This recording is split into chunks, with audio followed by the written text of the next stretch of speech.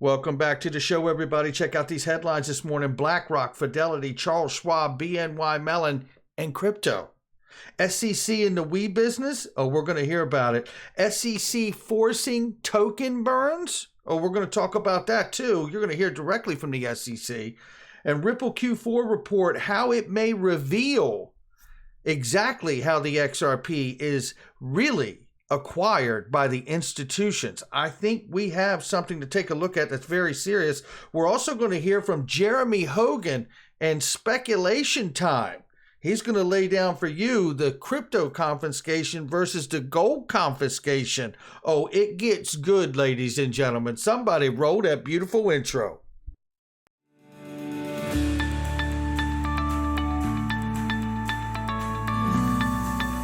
Digital Perspectives with Brad Kimes. Come on in.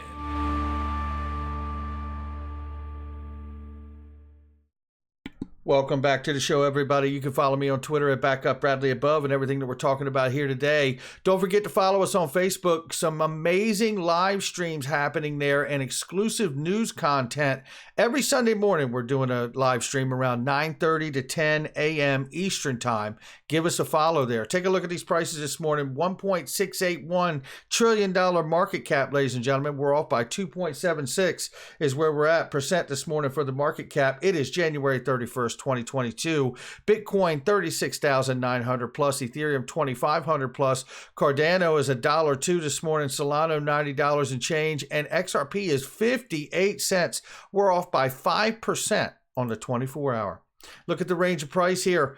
0.5838 on the bottom and 0.6213 on the top. We'll keep an eye on it. Link to says don't forget $1,000 airdropped in Bitcoin for you.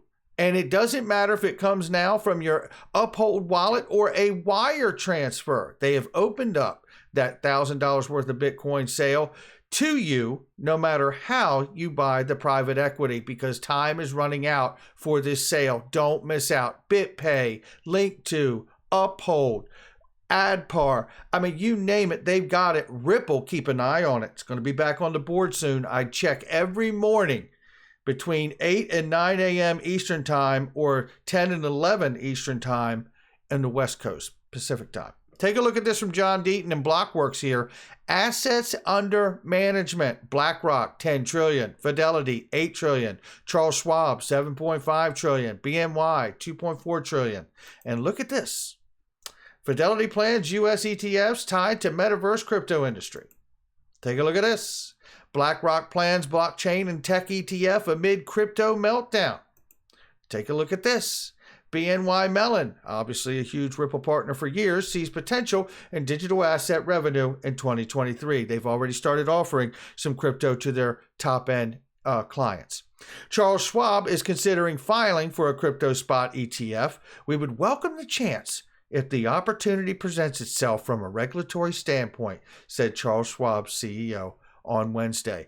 Look, none of these people obviously are affected by this lawsuit. And in fact, it would appear that this lawsuit between the SEC and Ripple, as well as the regulatory pursuits of the SEC, without really having a huge blowback from Congress or anywhere else, other agencies, that they want to really bring the digital asset space, broadly speaking, into the SEC's jurisdiction. Do they not? That's what we're witnessing, right? Now, we don't have to be happy about it. We shouldn't stop fighting to get what we want. But regardless, that is what we're seeing here. And it would suggest that these large players here are waiting for that exact moment to be able to really participate in this emerging asset class that they have been watching their customers and their clients for over a decade now go to crypto exchanges to buy these said assets, and they are ready to take part. Now, here's some of the damage done just seen on a graph. Here's a little graph of the SEC claiming to protect investors, everybody.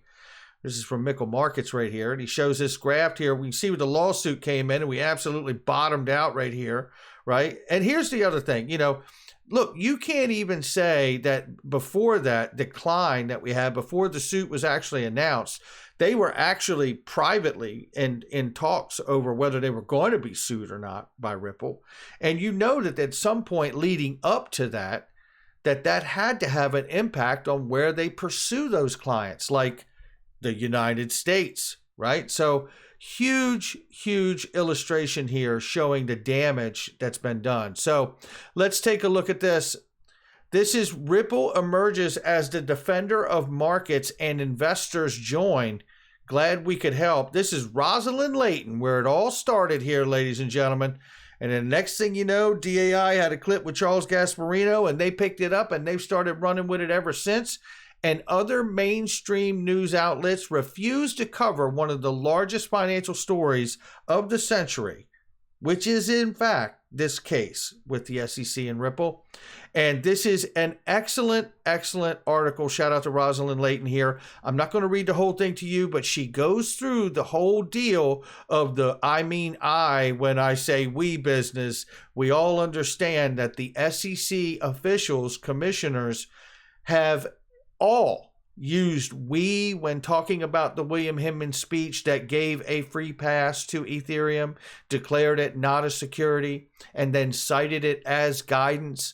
I mean, many. Valerie Hispanic, what was it? Amy Starr, right? We've seen Hester Peirce. We've seen Jay Clayton, William Hinman himself, and Robert Jackson. Many, many other officials cite that speech as guidance and how we at the SEC see it. And now the judge has ruled it's a personal opinion. And what we're going to do right now is hear from the one and only Attorney Jeremy Hogan. And this entire video is worth watching. If you have not seen it, please go watch it. But I want to play for you right now from this point out where he's going to speculate on the outcome of not only what goes on for the crypto space, but he's going to talk really quickly also about the outcome here for the case itself and what's going on and what he's seeing. And it is quite revealing here for somebody who's been practicing law for over 20 years. Take a listen. Shout out to Jeremy Hogan here. My favorite segment of Legal Briefs, speculation time. And here's my Uncle Johnny to introduce the segment. Okay, to speculate means to make inferences, to make guesses based on inconclusive evidence. We keep them in the basement. So, really, what is going on here?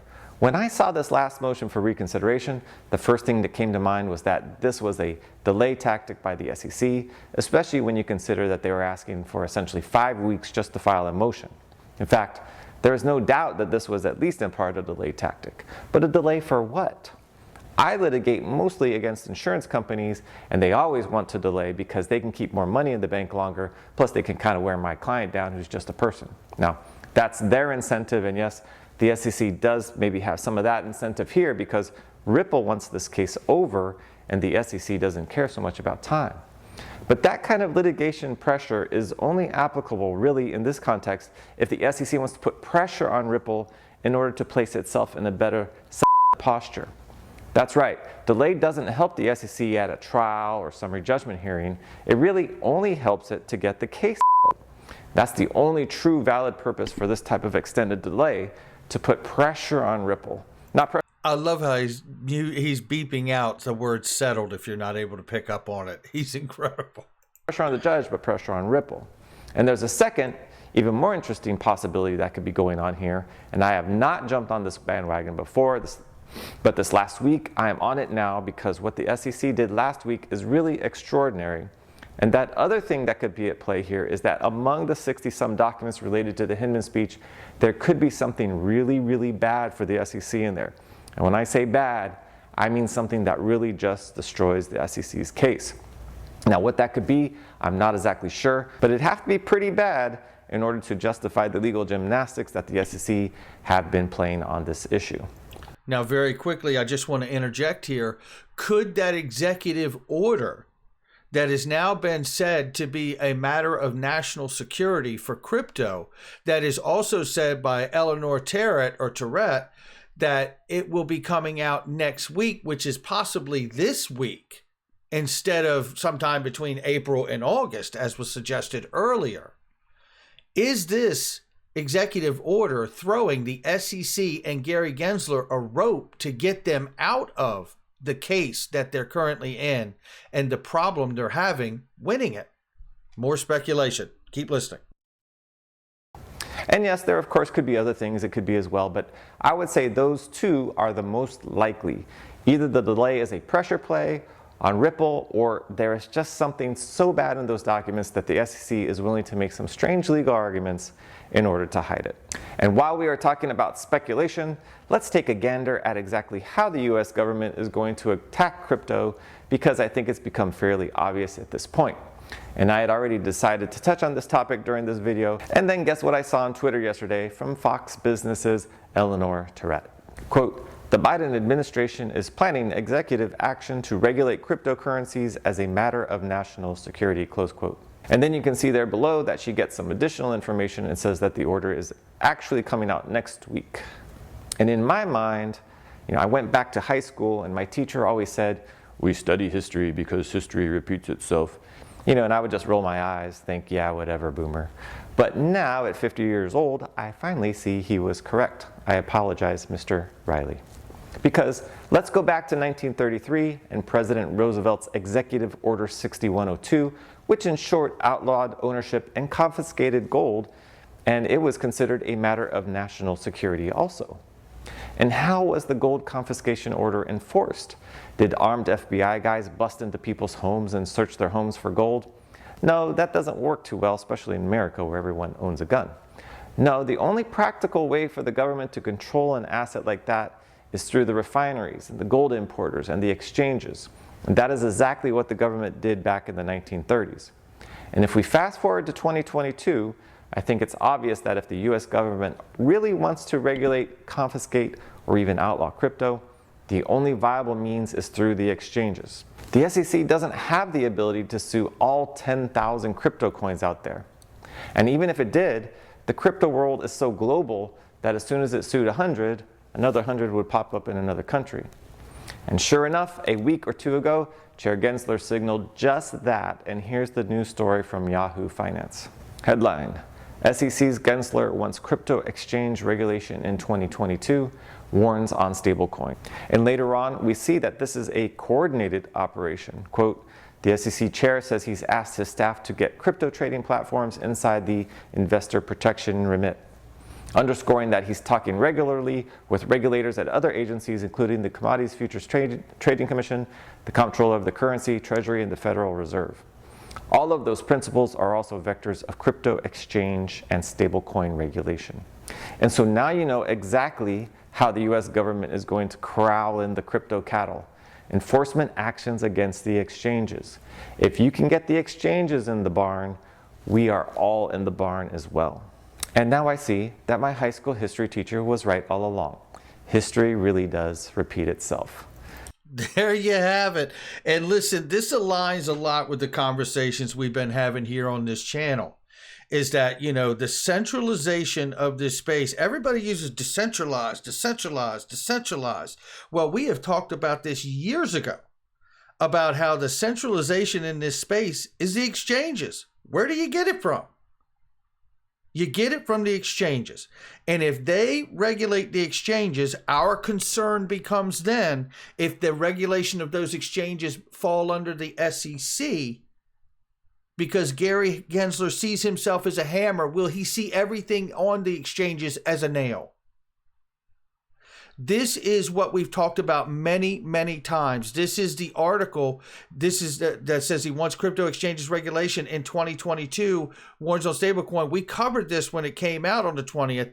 And the reality is that if he gets the exchanges regulated, then from there, it all begins to fall into place. Now, what's interesting about all of this is that take a look at this. This is the other SEC official that's recently been brought on, and listen to what he says that's so important about how they handle a lot of these cases when it comes to crypto and whatnot. In many of these cases, we've been able to secure meaningful relief for defrauded investors. For example, in addition to monetary relief, we've obtained undertakings that require issuers of digital asset securities to destroy tokens in their possession, request removal of tokens from trading platforms, publish the SEC's order on social media channels, and refrain from participating in future digital asset offerings. Now listen to what he says there. Repress the offerings. Isn't that what has happened with XRP? Burn tokens, he says? We've obtained undertakings that require issuers of digital asset securities to destroy tokens in their possession. Destroy tokens in their possession? Isn't that what happened to Stellar? Isn't that what Stellar did? Now, they didn't say that they had a talk with the SEC, but Stellar Development Foundation back in 2019 burned 55 billion of its Stellar tokens, over half of the cryptocurrency supply. I wonder if they sat down and had a chat with the SEC and then said, hey, this is going to be our idea instead of wait to be told this. Very interesting. Now let's come to this, which is the Q4 report for 2021 from Ripple. It is a remarkable report. And in this report, I want you to think about what's going on here. Think about what we just heard from Jeremy Hogan, okay? We heard that Gary Gensler wants to regulate these exchanges this year under the SEC. Executive order possibly may drop on crypto this week. If that executive order enforces in what he wants to do at the SEC, then will XRP have the opportunity to be relisted on the exchanges or no? I don't know the answer. What I do know is that Ripple remarked in the Q4 report to go along with everything that is falling in with regulation and the execution of that executive order soon to come. Ripple continued to engage in sales to improve the on-demand liquidity experience of certain customers, eliminating the need for pre-funding at exchanges and enabling instant global payments. As has been the case since Q4 2019, Ripple did not conduct programmatic sales in Q4. Well, what are programmatic sales? Programmatic selling is any time a publisher sells inventory without directly communicating with the buyer. Selling via exchanges fits this definition. You Today, in this article here, even reinforced the notion the company hasn't conducted programmatic sales since the fourth quarter, which means it didn't sell any XRP tokens to exchanges during the fourth quarter, as it has not done, it says, since 2019. This is getting interesting, folks. As I said here, Ripple shares aren't the only thing being bought back. Ripple also bought back $321 million worth of XRP from the secondary market, which is where you and I, as retail investors, buy XRP from. It appears they didn't sell any to exchanges. You want to know how they get it back? I just told you. Let's go back to the Q4 report. The Q4 report, when we go back to that, right? And let's roll down to here. Leases. Certain wallets that are being used for XRP sales also provide short-term leases to market makers. This is worth noting given that they are often incorrectly interpreted by market participants as sales. Leases are ultimately returned to Ripple. Total leases outstanding in Q4 2021 were 88 million XRP. It sounds like to me, and of course we are speculating, which we are making inferences off of incomplete information, right? But from what we're seeing here, it sounds like Ripple is certainly buying off of the secondary market, making less tokens available. They're not offering any more to the exchanges. So at some point, the availability of liquidity for XRP runs out on the exchanges. But as they keep buying it, more is available for the ODL and the leasing opportunity that they're doing for market makers and institutions, is it not? Isn't that what we're seeing? It will be very interesting to see if Q1, if any of this changes, or when the case settles, if any of this changes. Will we see a relisting of XRP and they open the floodgates to offer it on the exchanges that have delisted and traded or frozen the trading? You know, and I think about all this stuff. What I'm really, really reminded of here is the Shane Ellis theory. How XRP could quickly go to a high value number like $500 here.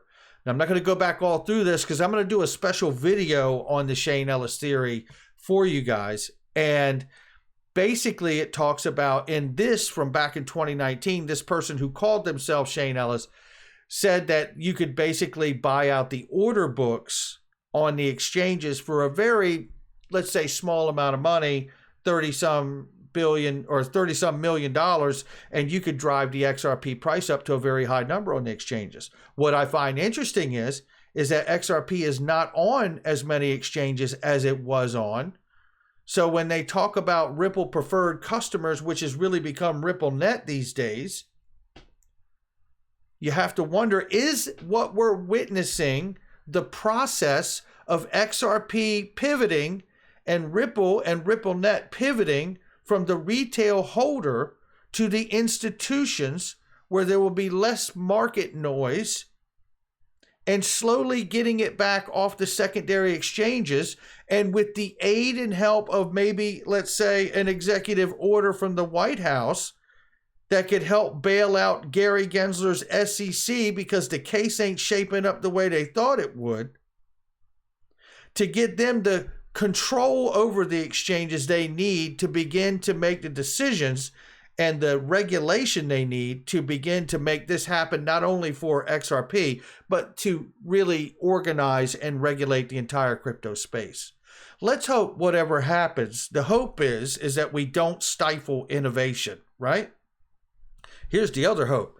The other hope is that they don't come up with some way to try to boondoggle all of us retail holders of XRP out of our XRP. I don't really see that happening at this point, but what I do see happening is the potential that we would have to obviously go through certain approved exchanges, possibly, to be able to sell our XRP. And then it comes down to a matter of attrition. Who can hold on the longest? Maybe that's how this shakes out. I don't know, but I know one thing.